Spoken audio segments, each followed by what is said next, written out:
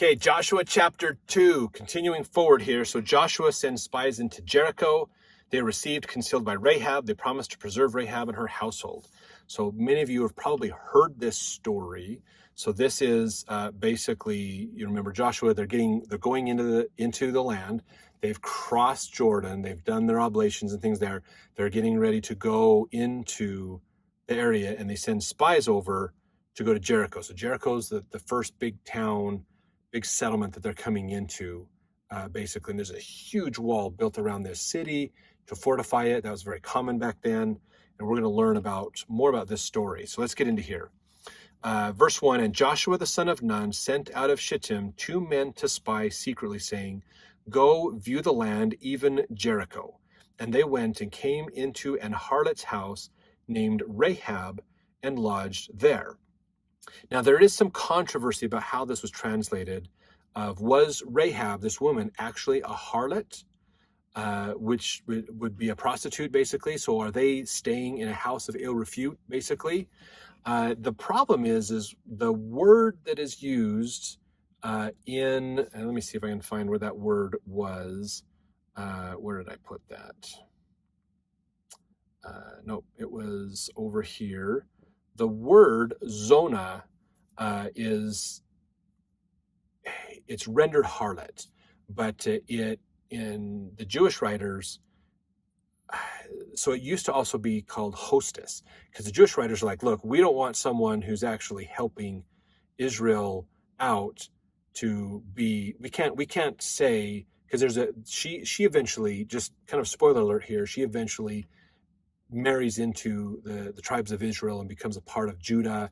And it's because of her blessing, she is part of that line that Jesus is going to come through. And so they basically say, well, we don't want it to be known that she is a part of, that there's a prostitute that's in a part of this priestly line.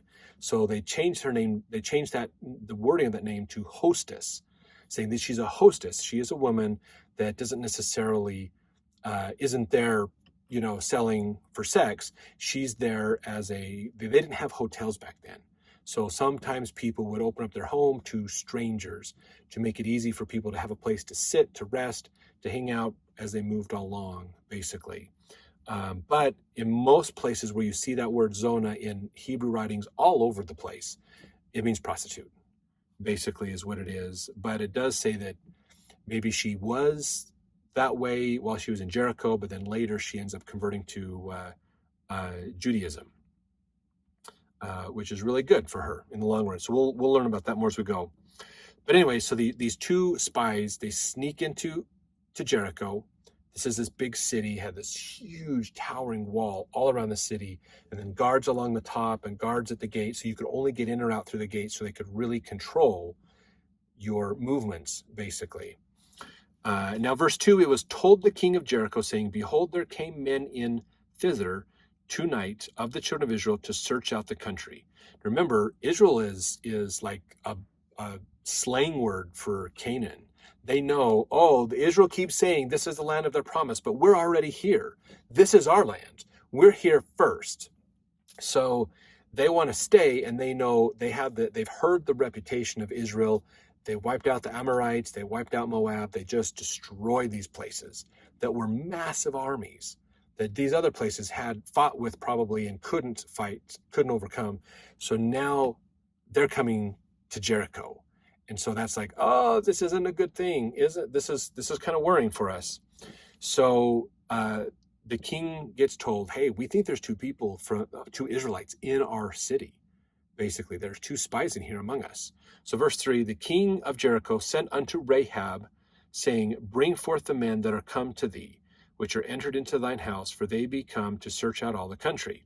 So they know, that the king knows Rahab runs a house where travelers can come through, kind of a hotel or inn or a place like that. So he goes to her saying, hey, those 2 guys that just recently come in, you need to send them to me. We need them. They're spies. Verse 4, the woman took the 2 men and hid them, and said thus, there came men unto me, but I wist not whence they were. And it came to pass about the time of shutting the gate, when it was dark, that the men went out. Whither the men went, I wot not. Pursue after them quickly, for ye shall overtake them. So this is the thing is, so she took the two men and hid them. Okay. But when she met these, she knew, you guys are Israelites. The king's going to be asking for you. We got to get you out. So we got to hide you. So she hid them. Then when the king's guards came and said, you got to give them up, she said, hey, they left. They fled over this way. If you follow them, you can probably get them. So at night, what they would do is close these gates and basically lock the city. And that was to prevent evening raids from enemies, and severely limit people's ability to get into the city under the cover of darkness, basically. Because they had more guards out during the day. A lot of everybody sleeps at night, so it was dark. So you had a easier time sneaking in if it was dark. But they would lock up the gates, so you couldn't get in, basically. So she said, go find them. They left the city just before the gates closed. They went up this direction. If you hurry, you can probably catch them. So she sends them out of the city to go find them.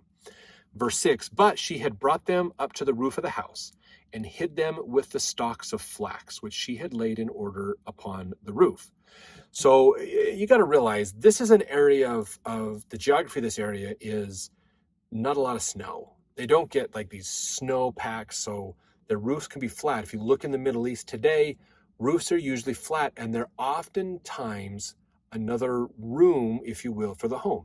You go up to your roof, there's a laundry hanging out, there's, you've got blankets up there to give you shade from the sun, but it's a place to hang out. It's a place to do stuff.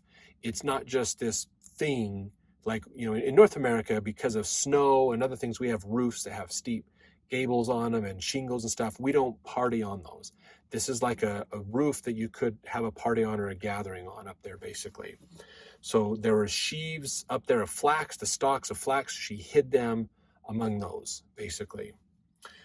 Verse 7, and the men pursued after them the way to Jordan unto the fords, and as soon as they which pursued them were gone out, they shut the gate. So these guards, they take off heading towards Jordan to go try to find these spies and bring them back. And then they shut the gates up, basically. They pursued after them. But she lied to the guards, to save these two Israelitish men. Verse 8, and before they were laid down, she came up unto them upon the roof. So before they could fully get hidden, she came up, and this is what she said. She said, verse 9, she said unto the men, I know that the Lord hath given you the land, and that your terror is fallen upon us, and that all the inhabitants of the land faint because of you. For we have heard how the Lord dried up the water of the Red Sea for you when ye came out of Egypt, and what ye did unto the kings of the two kings of the Amorites that were on the other side Jordan, Sihon and Og, whom ye utterly destroyed. And as soon as we had heard these things, our hearts did melt. Neither did there remain any more courage in any man because of you. For the Lord your God, he is God in heaven above and in earth beneath. So she's telling them, look, I believe in your God.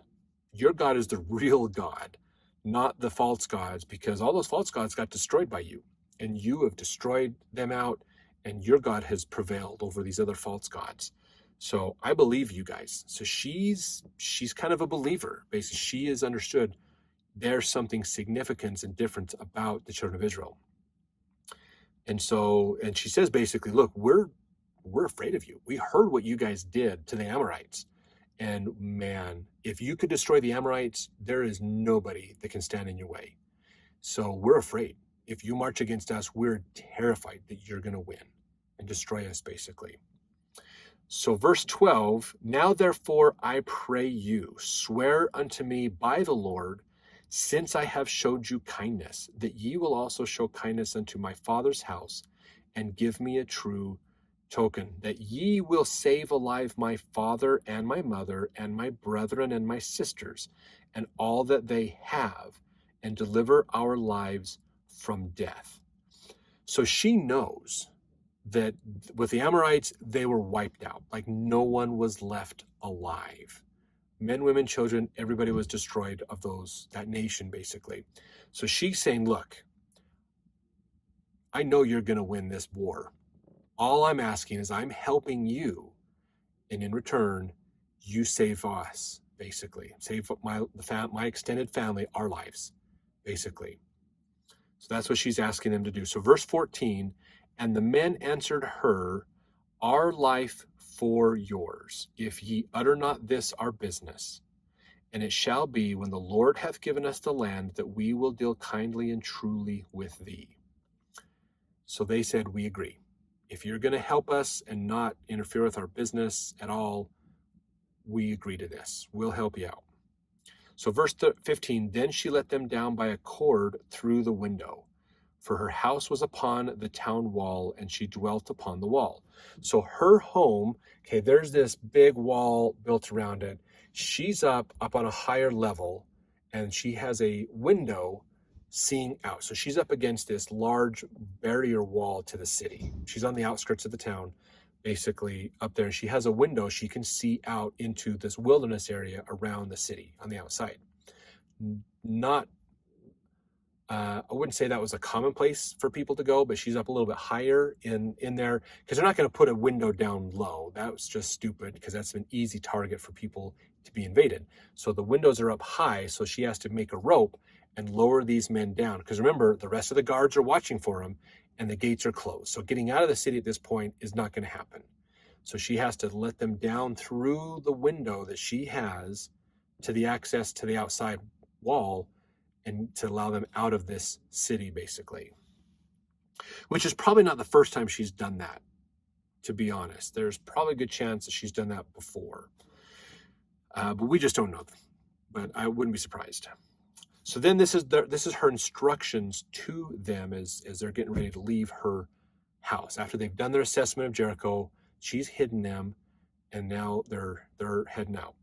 Verse 16, and she said unto them, get you to the mountain, lest the pursuers meet you. Because remember, the pursuers are on their way to Jordan.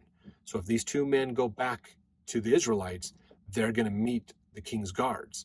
So she says, go to the mountain so they can't find you. She says, and hide yourselves there 3 days until the pursuers be returned.